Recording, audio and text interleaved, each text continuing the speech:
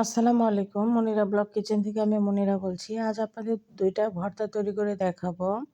একটি হচ্ছে মাছ আর আলু দিয়ে ভর্তা, আর একটি হচ্ছে পেঁয়াজ কলি আর আলু দিয়ে একটি ভর্তা রেসিপি।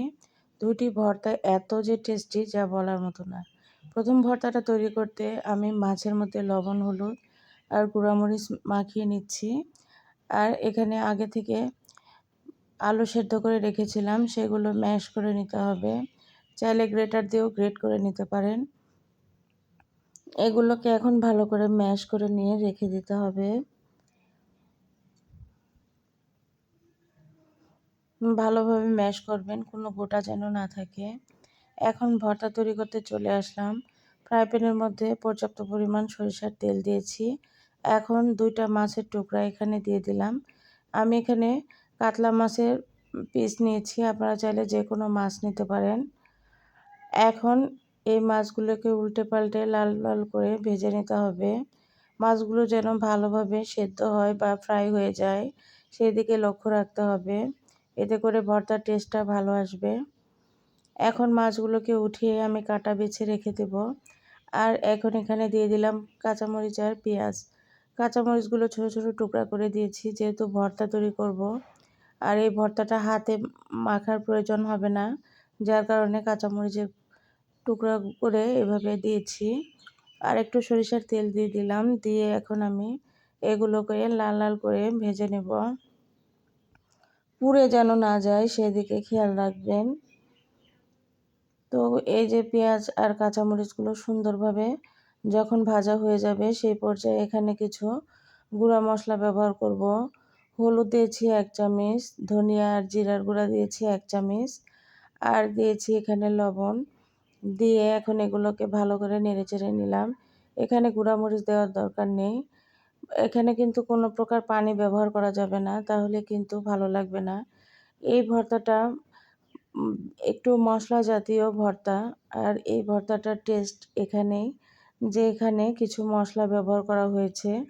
এই ভর্তাটা যে এত সুস্বাদু, বড় বড় রেস্টুরেন্টে কিন্তু এভাবেই মাছ ভর্তা তৈরি করে তারা সার্ভ করে।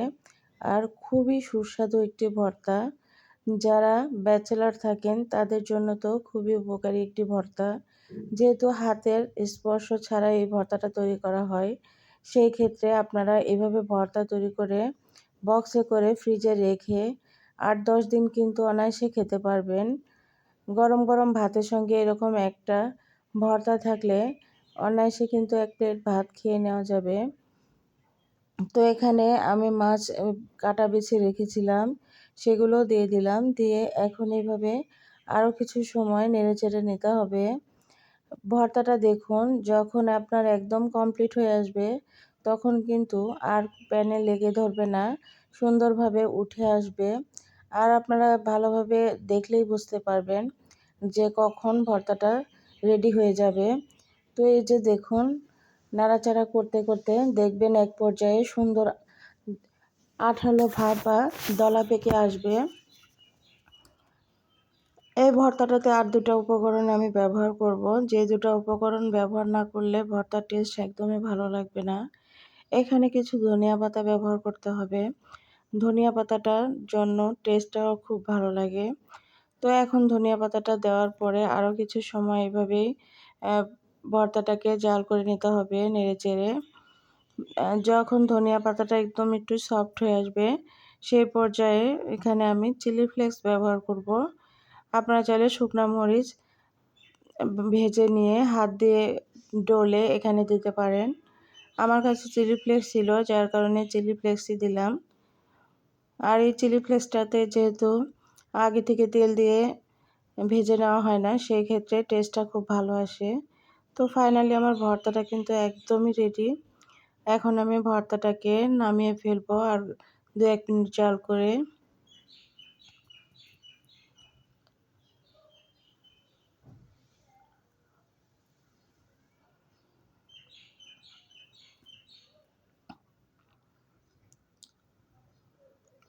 এই যে দেখুন, ভর্তাটা একদম রেডি।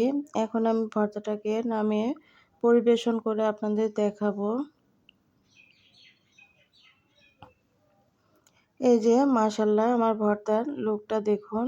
এই ভর্তাটা এই পর্যায়ে কিন্তু বক্সে করে আপনারা নর্মাল ফ্রিজে রাখলে ৮-১০ দিন অনায়াসে খেতে পারবেন। ভর্তাটা একদম নষ্ট হবে না, যেহেতু কাঁচা কোনো জিনিসই ব্যবহার করা হয়নি। এর জন্য ৮-১০ দিন অনায়াসে এই ভর্তাটা ফ্রিজে রেখে খেতে পারবেন। তো আরেকটা ভর্তা রেসিপি আপনাদের সঙ্গে শেয়ার করব, সেটা হচ্ছে এই সিজনে কিন্তু প্রচুর পরিমাণে পেঁয়াজকলি থাকে, তো সেই পেঁয়াজকলিগুলো দিয়ে একটু ভর্তা রেসিপি শেয়ার করছি। এগুলোকে কেটে রেখে দিয়েছি। এখন ফ্রাই প্যানের মধ্যে আমি পেঁয়াজকলি আর আলুগুলোকে সেদ্ধ করে নেব। এর জন্য এখানে 1/2 কাপের মতো পানি দিয়ে নিলাম। আর এখানে দিয়ে নিতে হবে লবণ। লবণ কিন্তু অতিরিক্ত দিতে যাবেন না, যেহেতু ভর্তা তৈরি করার সময় আরও লবণের প্রয়োজন। সেই ক্ষেত্রে এখানে পেঁয়াজকলির পরিমাণ বুঝে লবণ দিবেন। যদি 1 চামচ লবণের প্রয়োজন পড়ে আপনার ভর্তা তৈরি করতে, সেক্ষেত্রে এখানে আধা চামচ লবণ ব্যবহার করতে হবে। তা না হলে কিন্তু লবণের জন্য ভর্তাটা খেতে পারবেন না। তো লবণ দেওয়ার পর নেড়েচেড়ে এখন ঢাকনা দিয়ে ঢেকে রেখে দেব 5 মিনিটের জন্য। 5 মিনিট পর আমি ভর্তাটাকে এখন নেড়েচেড়ে নিব। সুন্দর একটা পোড়া পোড়া ভাব চলে এসেছে। এটাই কিন্তু ভর্তার আসল টেস্টটা নিয়ে আসবে। তো এখন এখানে আমি তেল দিয়ে দিব। এখানে সরিষার তেল, সয়াবিন তেল, যে কোনো একটা তেল ব্যবহার করলেই হবে। তো এই যে এখন আমি এগুলোকে ভালোভাবে ভেজে নিব। এই জায়গাতে কিন্তু আপনারা যত ভালোভাবে ভর্তাটাকে এই আলু আর পেঁয়াজ কলিগুলোকে এইভাবে ভেজে নিতে পারবেন, তত ভর্তার টেস্টটা ভালো লাগবে খেতে।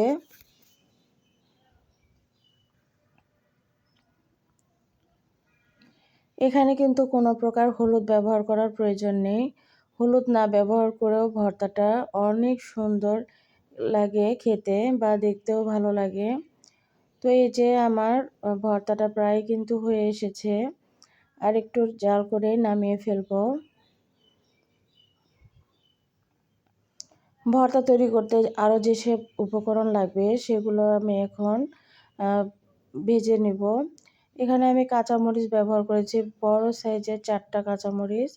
যেহেতু পরিমাণ কম ভর্তার, এর জন্য আমার এখানে 4টা কাঁচামরিচ হলেই হয়ে যাবে, বা আমি বেশি ভর্তাতে ঝাল খেতে পারি না, এর জন্য মরিচের পরিমাণটা কম দিয়েছি।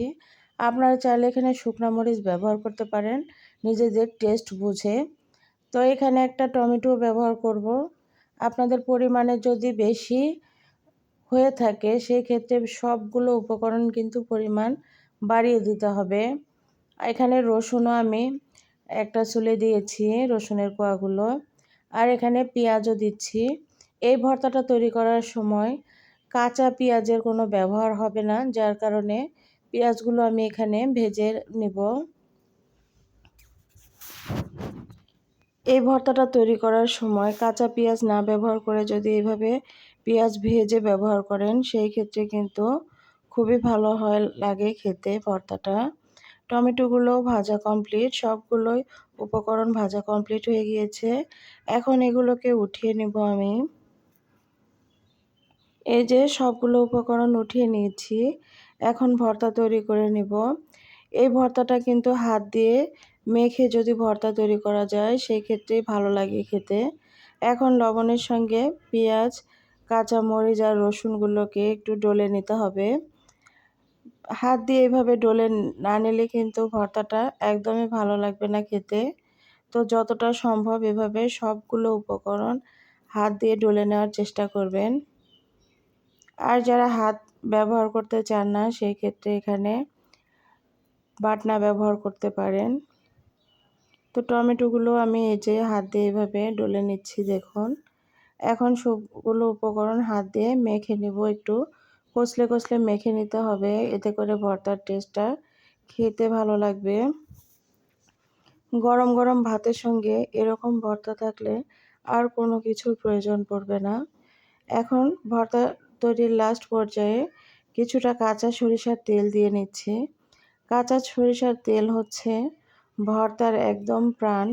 তো কাঁচা সরিষার তেল না দিলে কিন্তু ভর্তা খেতে একদমই ভালো লাগে না। আমার কাছে তো ভালো লাগে না, আপনাদের কাছে কেমন লাগে জানি না। এই যে একদম ভর্তাটা রেডি। আমার এই সহজ রেসিপি দুটো আপনাদের কেমন লাগলো অবশ্যই কমেন্ট করে জানাতে ভুলবেন না। ভালো লাগলে লাইক, কমেন্ট, শেয়ার করবেন। ধন্যবাদ সবাইকে। আল্লাহ হাফেজ।